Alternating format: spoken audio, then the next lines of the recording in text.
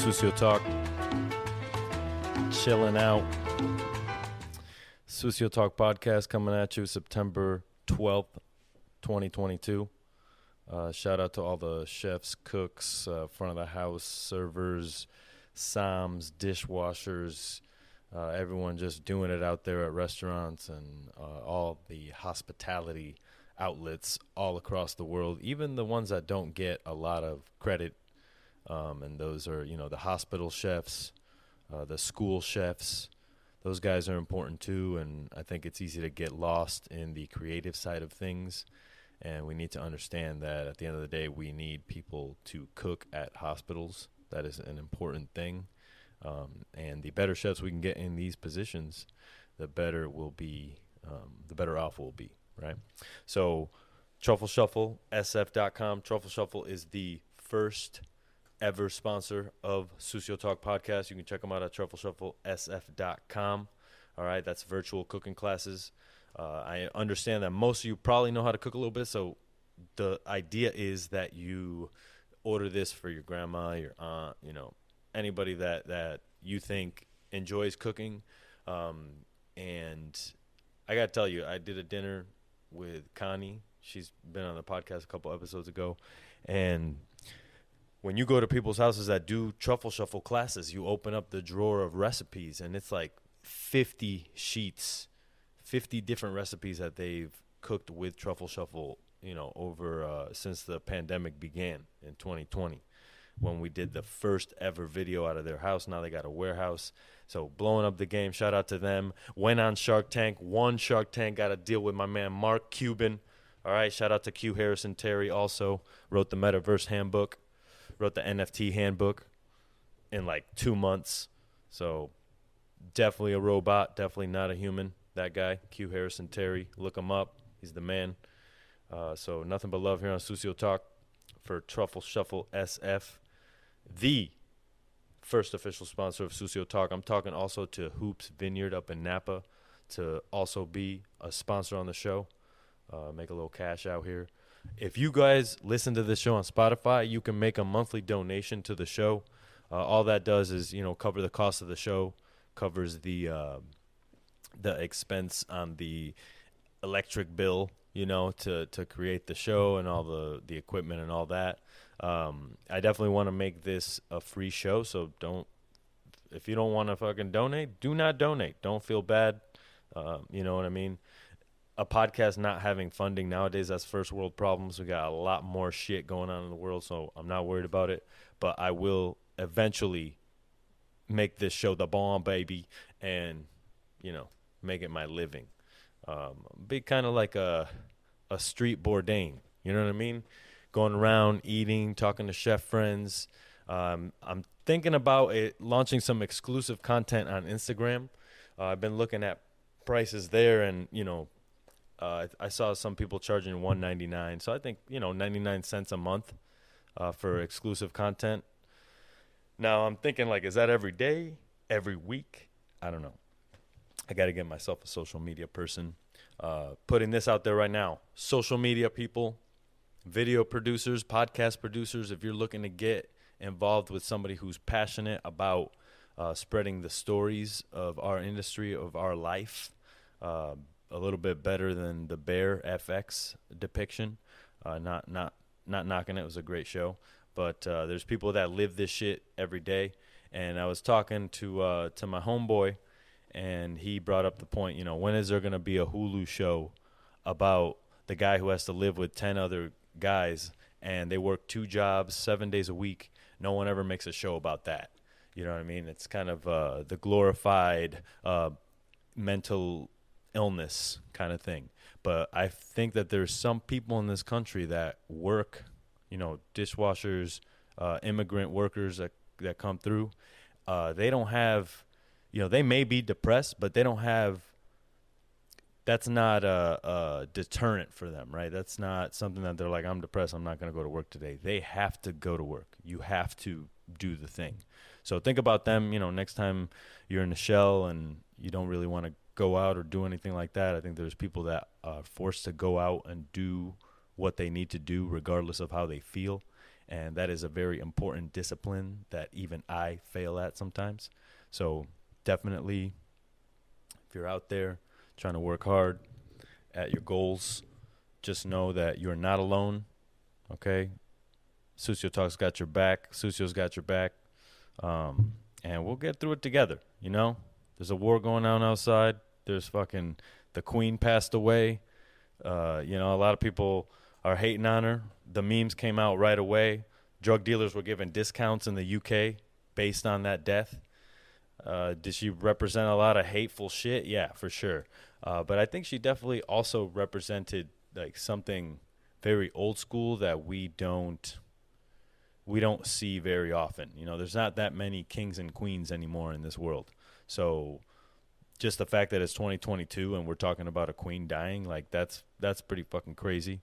You know, I don't think anybody in this world would fully agree with anyone, right? We're all wrong and right at the same time. So I'm not going to sit here and judge that woman like, yeah, she could have done a lot of things differently, but could she? You know what I mean? Princess Diana tried to do shit differently. Look what happened to her. You know what I mean? They will straight murk you, dog.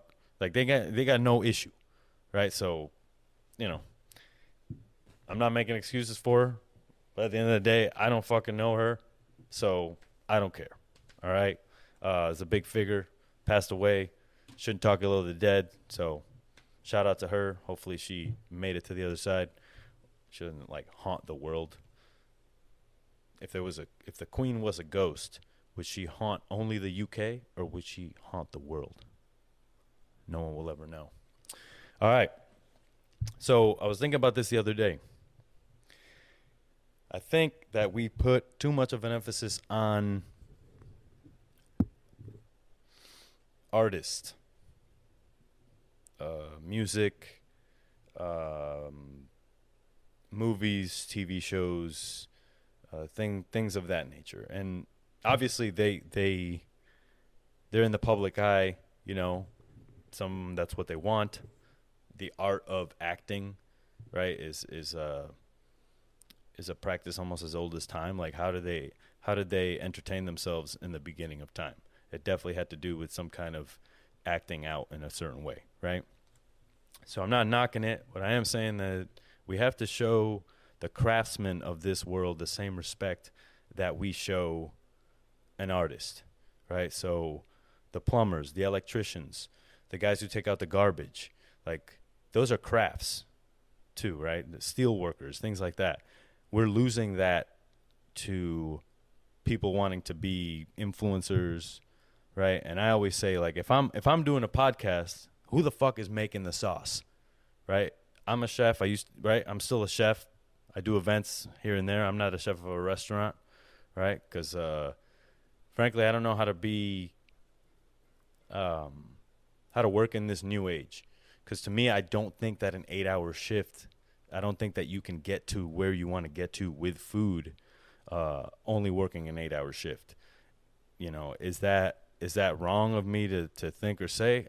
I don't know. Like, to me, 8 hours ain't shit. Like, you know, I should be able to work 8 hours, 10 hours, 12 hours if I'm there to achieve a goal, you know.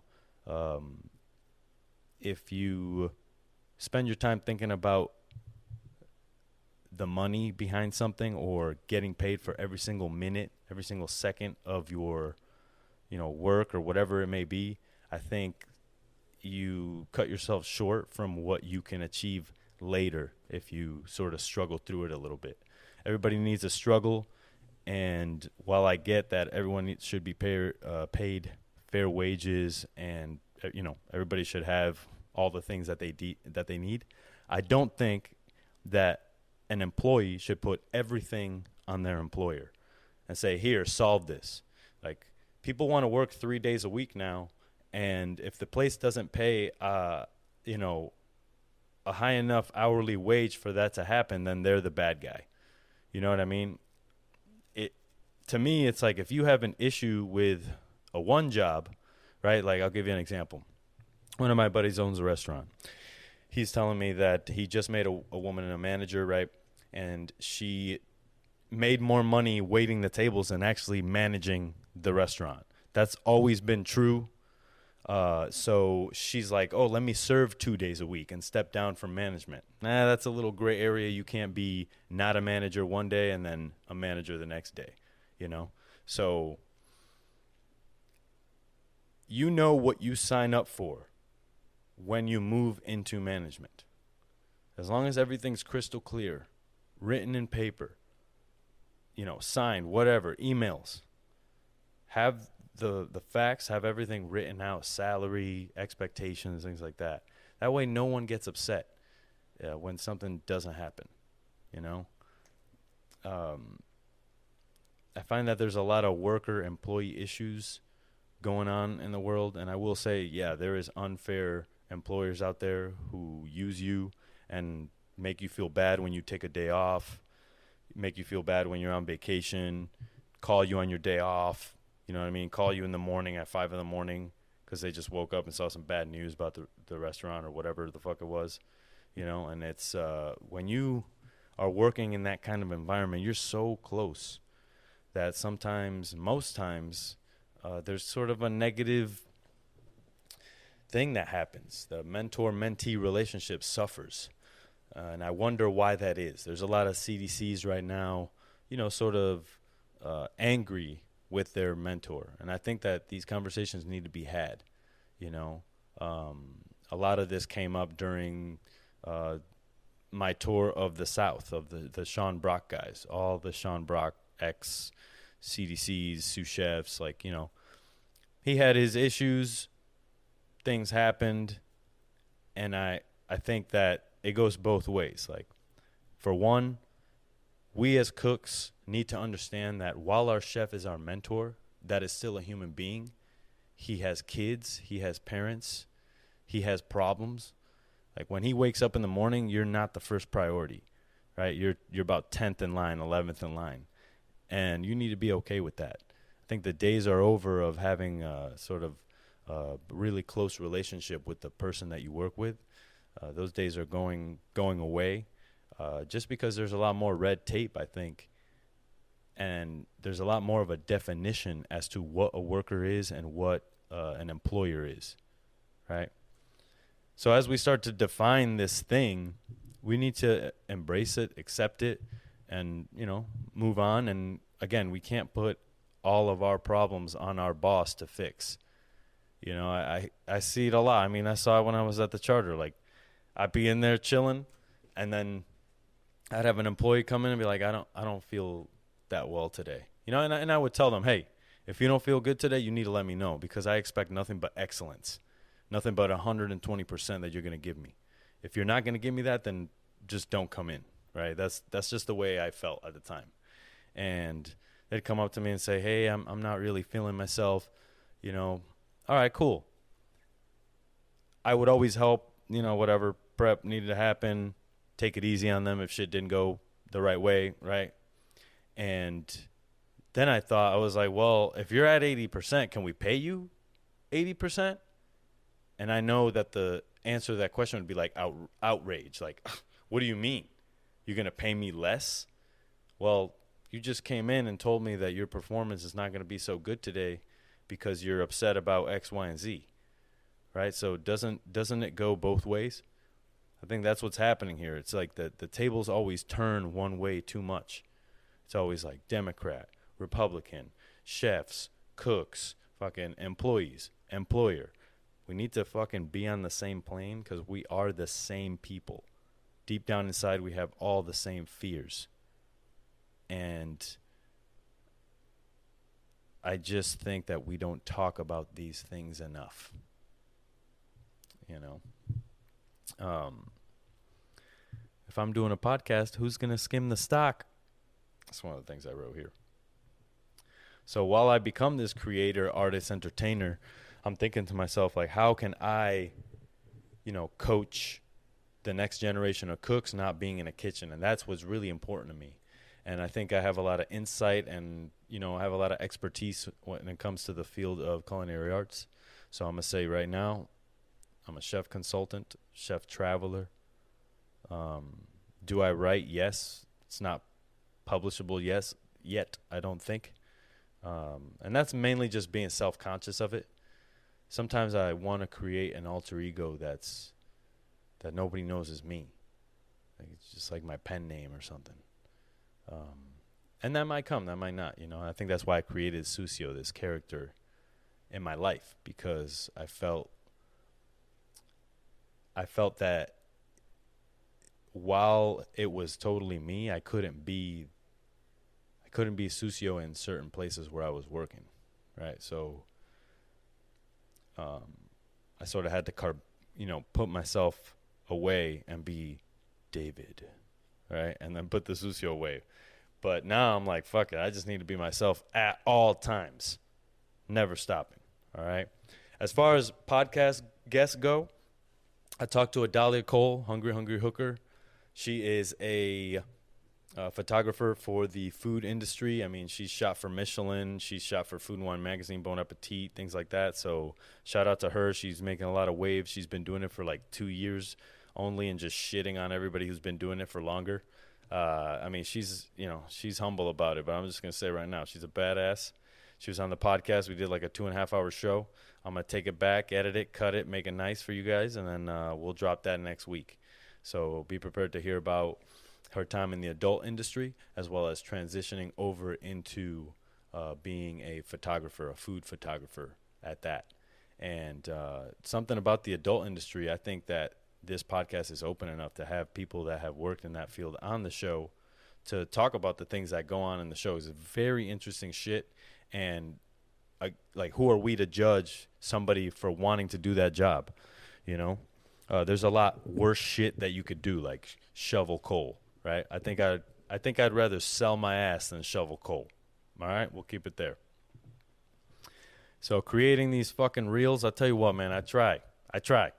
I can't be doing this shit every day because then Instagram sucks my life, YouTube sucks my life, and I'm not a YouTuber per se, right? I'm on YouTube and I'm trying to monetize that as well, but I'm not trying to be this person who follows the crowd all the time, right? I think that there's a value in long-form content. I think that to this day, people still watch movies for a reason. And TikTok, yes, while it's great and it's fun to look at, I think that there's more of a value in a little bit of longer form content to really drive home the point of what the fuck you're trying to say. You know what I mean?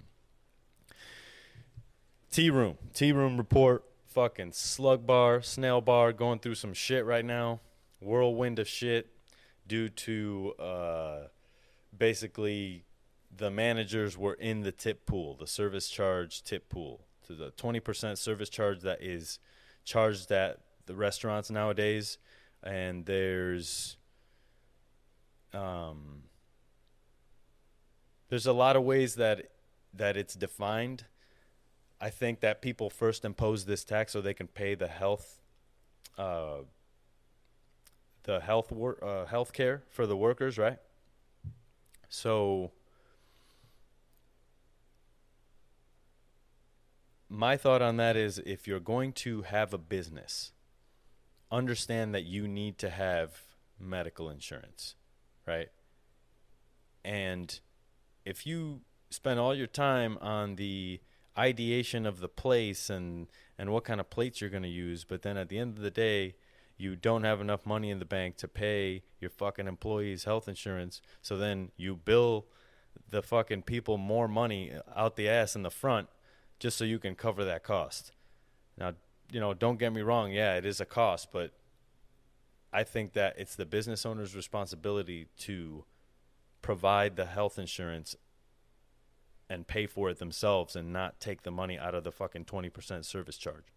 The service charge should go to, and I'm not saying that's what Snail and Slug Bar did. All right, I'm just explaining certain situations. So in this situation, there was an employee. She was basically questioning management because they were getting tipped out and she thought that they were doing a little less work than her. Regardless, I think where they fucked up is they didn't tell people what the service charge was and what it was going to. If they were much more transparent about that, they wouldn't have gotten in trouble like they did. I think that people are quick to cancel people. People are quick to go on Instagram and fight in the comment section. I mean, the comment section for those posts were fucking wild, wild, wild west. People that don't know each other just arguing about this restaurant and this issue. Should the managers get tipped out? Fuck no. Never. Owners, managers shouldn't get tipped out. If you take the job of a manager, you know how much money you're fucking losing every year. But that's what you signed up for. Okay? So I don't think people should be upset at how they're treated at a job that they agreed to do all the things, right? And then it gets to be too much. Or like, oh, I'm working too much. But at the end of the day, you knew what this takes. You know what this takes. Let's not lie to ourselves and say, I'm going to be a sous chef at a restaurant and work only 40 hours. That is like impossible. Because from the morning you wake up, you're fucking thinking about food. You're ironing your chef coat. You're writing your prep list. You're sharpening your knives, right? This shit's like 24 hours a day.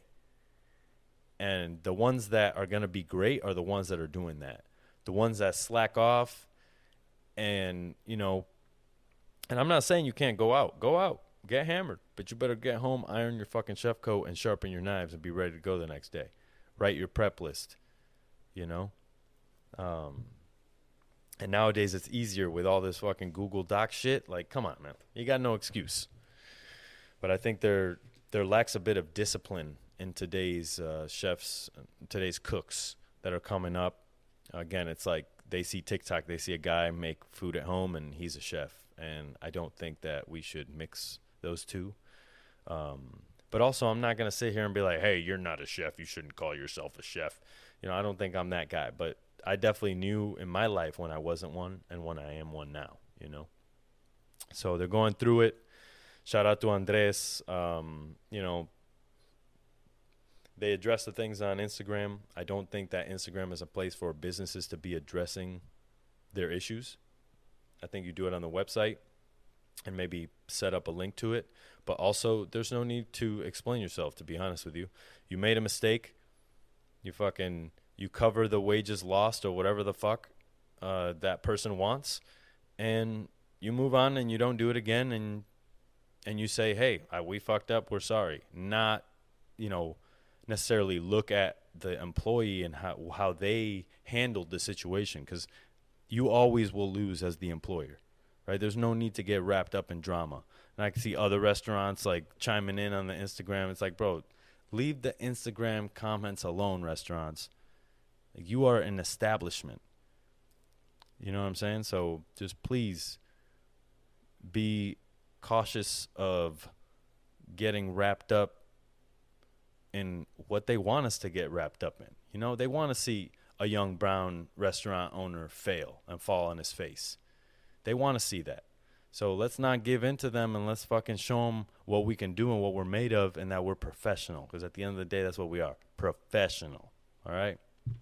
So I think that they're getting over that now, and you know, I'm going to go support them because I love Spencer, and I don't think that anybody was trying to be a bad person. I think that, you know, people have issues every day, and sometimes you need to address them a certain way. So people will learn. If you don't want to go there, don't go there. But as far as me, I will still go there. I mean, the SF Chronicle today came out with a story about how his neighbor upstairs has issues with Snail Bar. So right now they're under fire, and a lot of people have it out for them right now, and that seems to be what happens. But also, if we're going to call out big white man Dan Barber, then we can call out short brown man fucking Andres. All right? That's just the way it be. That's life. Anyway, lots of love for both those dudes.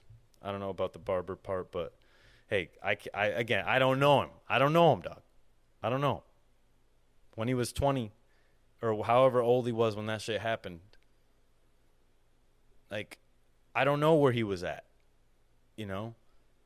And I think that a lot of times men make decisions out of cowardice, and years later when they're getting called out on it, instead of saying, hey, I'm a fucking coward, I fucked up, I'm going to write a poem instead. You know, just because we can't fess up to the shit that we did. Like I have thrown plates. I have yelled at people.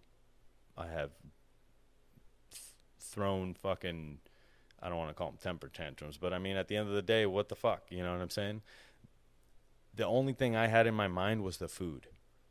And the only time I would get upset is when mistakes that could have been avoided happen.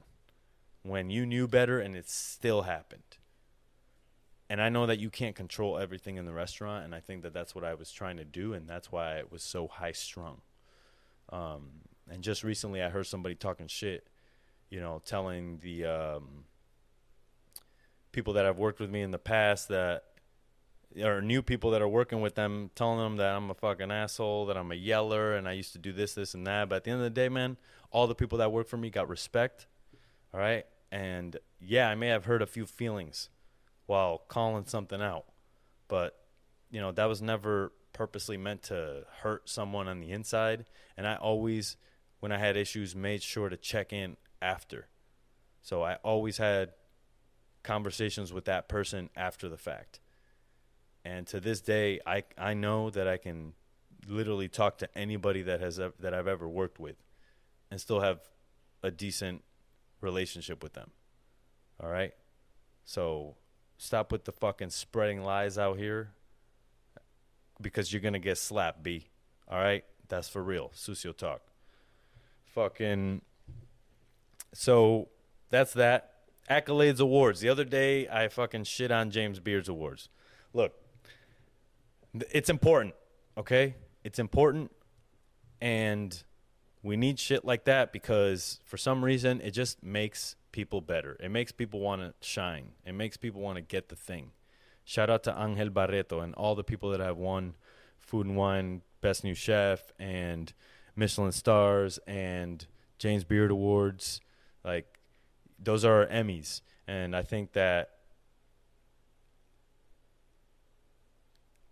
I have not been able to, I don't know them, you know, and I think that maybe I need to get to know them before I judge them on what they do. I never ran a fucking foundation. I don't do as much as they do for food, right? Sitting here on the fucking talking on my podcast, that's not enough. I need to raise money, right? I need to fucking give money. I need to get people educated and coach them. So I'm launching a career coaching actually on my website. So get at me. I'm going to start about $50 for the half hour, 30 minutes, $50 for all you young cooks out there. I'm not a fucking licensed therapist. So this is strictly career coaching. Okay, career coaching. Are you having trouble in a kitchen? Maybe I can help you find the why you're having trouble in the kitchen. You want to move on, but you don't know where to go, or you don't know how to do it. I can help you with that. You know, I consult for restaurants all the time. I'm doing dinners. I'm traveling. I'm trying to keep myself free. I'm a free gun, baby. I'm a gun for hire at all times. Okay? Past that, shout out to Chef Scott McTaggart. This dude works at Jade Chocolate. He's a chef at Jade Chocolate. That dude straight up is teaching his employees self-defense, so they could beat their assailants' asses. Because what's happening is there's a lot of Asian hate going on, especially in the Mission District in San Francisco. So this man is taking it upon himself to make a solution and actually enact it. Happens nowadays is we talk and we never enact a solution or a change. We just keep going and keep going and keep going. And frankly, I'm tired of it. I'm tired of that's the thing that happens. You know, there's issues that arise and everybody's pissed off for 3 days, and then another issue arises and everybody forgets the fucking thing they're mad about. So it's kind of upsetting to me to see that kind of thing. But that's what happens. That's the world we're living in right now. But Sucio will always be forever humble. So shout out to Scott McTaggart at Jade Chocolate for teaching self-defense to his fucking crew. Which brings me to my next point. There's value in getting punched in the face. All right, I feel like a lot of people out here they write shit, but they're not doers. You know what I'm saying? If you're out there and you talk your talk, you better walk the walk. That's always been and it always will be, right? So, as far as I'm concerned, some of these bitch-ass haters out here never been punched in the face, so they feel like they can talk shit, right? But I tell you right now, I don't talk shit, B, all right? I'll talk my shit a little bit, but when I see you, I'm going to straight confront you and ask you what the fuck's up. You know what I mean? Because I'm here to solve issues. Not necessarily saying I'm going to challenge you to a fight right away. If it comes to that, it comes to that. But I feel like if we can't have a conversation about it, then don't have a conversation while I'm not there about it. You understand? Value of getting punched in the face. I've been punched in the face. First guy to punch me in the face, his name was Irang. 3rd grade. Irang punched me in the fucking face. First time ever. And I punched him back, and I crawled underneath the bus seats to the front. And I got away from him, and then I fucking flipped him off. So fuck him, all right? But I'm sure he's a great dad, you know, wherever he's at. So I think that's where we'll leave it, guys. The value of getting punched in the face, you know, immediately humbling. We used to be able to fight without gunfire. That's not the way it is anymore. So, you know, sad to see all the things that are happening in the world. But I also don't want to engage in the negative all of the time. Like, I'm a realist. Obviously, shit's going wrong right now. But I'm not going to be harping on that shit because we need to be more positive, right? Like, I understand that when you cook a dinner, there's so much waste. But that necessarily isn't going to stop me from cooking dinners and doing what I love. I just need to find a way to do it in a better manner that I'm not endangering the world and making shitty decisions, like throwing plastic away or whatever. And even when you order groceries, there's so many fucking boxes. You know what I mean? So it's like, but what's better? Drive to the fucking supermarket and put gas in the air? I don't know, man. It's like we're fucked if we do, fucked if we don't. You know what I mean? I got a bunch of episodes coming out, episodes that you guys have seen before. What I'm going to do is, because at the beginning I was going to do an intro for every single one and drop them every week, but from what I can tell, no one's actually listening to them because you've already listened to them, the people that are here, Sucio Talk, okay? So what I'm going to do is tell you right now, I'm going to drop from like number 7 to, 21 or something like that. It's going to be back to back to back. There's not going to be any kind of crazy new content in the beginning. I think what I will do is make a commercial for Sucio Talk and put that at the beginning. I'm also looking for a theme song, so if anybody knows of a local metal band in Oakland that's willing to write some music for me, let me know. I can perform the lyrics. Sucio. Okay. Other than that, shout out to Greg Ryan from Bell's. Shout out to Chef Daisy. I met them when I was at Octavia. Trox shot some photos of us while we talked. The recorder I had at the time didn't get a very good audio recording of what we talked about. It was a great conversation, but I'm looking to go down there later this year to chill out and just get to know them a little bit better.